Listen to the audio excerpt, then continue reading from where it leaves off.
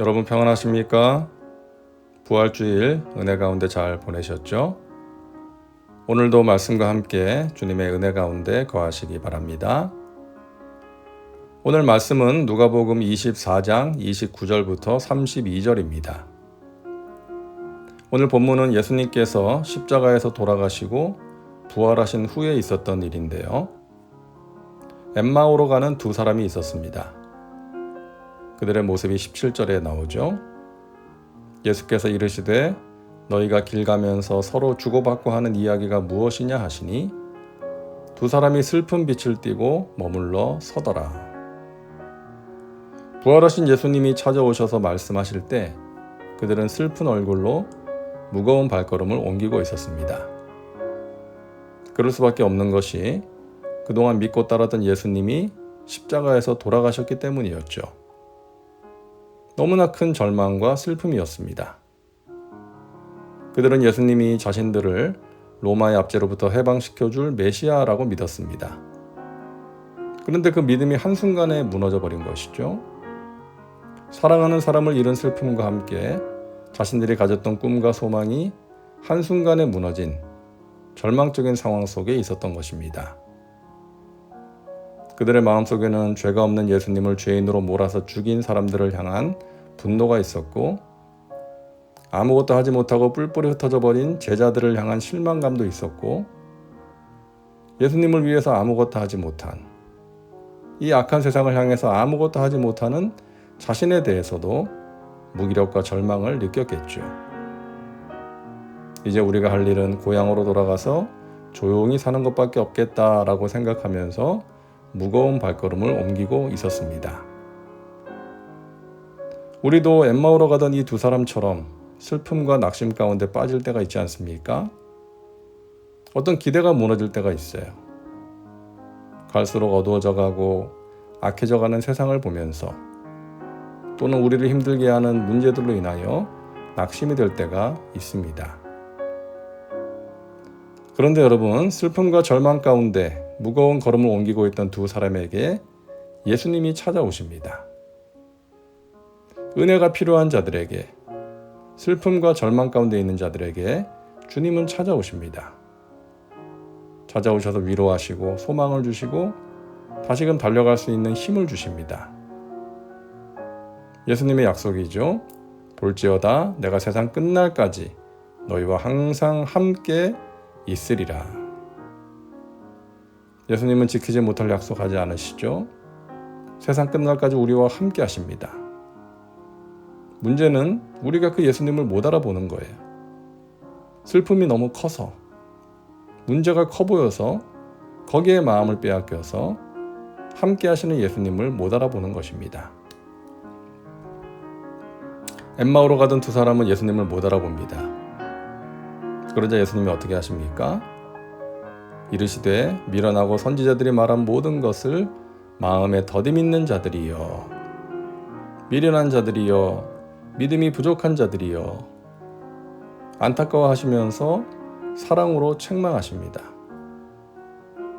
그리고 나서 무엇을 하십니까? 이에 모세와 모든 선지자의 글로 시작하여 모든 성경에 쓴 바 자기에 관한 것을 자세히 설명하시니라. 구약에 예언된 예수님의 이야기, 예수님이 누구신지, 예수님의 고난과 죽음, 그리고 부활에 대해서 자세하게 설명을 해주십니다. 사도행전을 보면 비슷한 장면이 있죠. 에디오피아 내시가 이사야서를 읽는데 깨닫지를 못합니다. 빌립 집사님이 가서 설명을 해주니까 눈이 번쩍 뜨이고 말씀이 깨달아집니다. 영접하고 세례를 받습니다. 자, 예수님이 우리와 함께 하시는 것을 우리가 어떻게 알 수 있어요? 눈에 보이지 않는 예수님이 우리와 함께 하시는 것을 언제 체험하게 됩니까? 엠마오로 가던 이 두 사람처럼, 그리고 에디오피아 내시처럼 말씀을 듣고 깨달을 때 예수님이 나와 함께 하시는 것을 체험하게 되는 거죠. 어떤 말씀이 나에게 주시는 말씀으로 들리고 그 말씀이 나에게 주시는 응답으로 믿어지는 것입니다. 이런 은혜를 체험하며 살아가시기를 주님의 이름으로 축복합니다. 자, 오늘 말씀을 보면서 우리가 은혜를 체험하기 위해 필요한 것이 무엇인지를 알 수 있는데요. 첫째, 함께하는 것입니다. 엠마오로 가는 두 제자였습니다. 혼자서 가지 않고 둘이 함께 가면서 마음속의 이야기를 나눈 것이죠. 슬픔을 위로한 것입니다. 예수님도 전도를 위해 제자들을 파송하실 때 한 명씩 보내지 않으시고 둘씩 짝을 지어서 보내셨어요. 서로 격려하고 도와주라는 거죠. 한 사람이 전도할 때 다른 한 사람이 옆에서 기도하는 것입니다. 한 사람이 힘들어하면 다른 사람이 격려해 주는 것입니다. 둘째, 말씀과 함께하는 것입니다. 예수님께서 슬픔에 빠져 엠마오로 가던 두 제자에게 하신 일이 뭐예요? 말씀을 자세하게 설명해 주신 것입니다. 은혜 받는 길은 하나님의 말씀에 깊이 잠기는 것입니다. 말씀을 듣고 묵상하는 거예요. 그러기 위해서 우리에게 필요한 두 가지 중요한 자세가 있는데 사도행전 17장 11절을 보겠습니다. 베레아에 있는 사람들은 간절한 마음으로 말씀을 받고 이것이 그러한가 하여 날마다 성경을 상고함으로. 자, 은혜 받기 위해서는 이 두 가지가 필요합니다. 먼저는 간절한 마음이에요. 똑같은 말씀을 듣는데 어떤 사람은 마음이 뜨거워지고 어떤 사람은 냉랭합니다. 간절함의 차이 아닐까요? 주여 말씀하시옵소서 종이 듣겠나이다. 이런 마음으로 목마른 사슴의 시냇물을 찾기에 갈급함 같이 간절한 마음으로 말씀을 들어야 합니다. 그리고 날마다 성경을 상고하는 것이죠.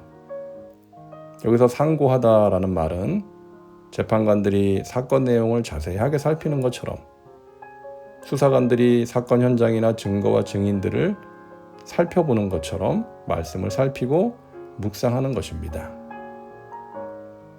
자, 셋째는 강청하는 것입니다. 그들이 강권하여 이르되 우리와 함께 유하사이다. 때가 저물어 가고 날이 이미 기울었나이다 하니 이에 그들과 함께 유하러 들어가시니라.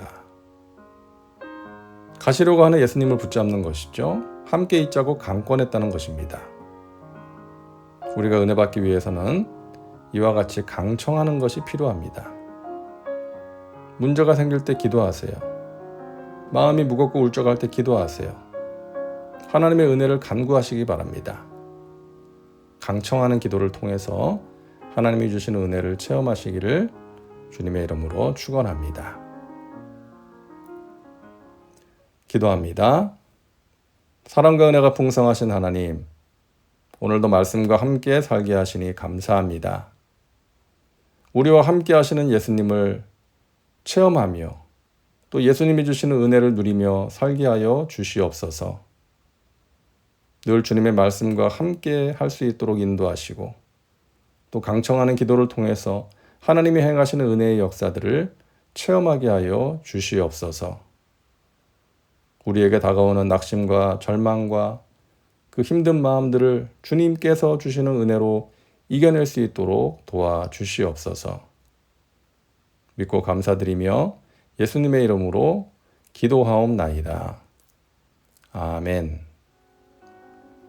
오늘도 말씀과 함께 은혜 가운데 거하시기 바랍니다. 여러분 사랑하고 축복합니다.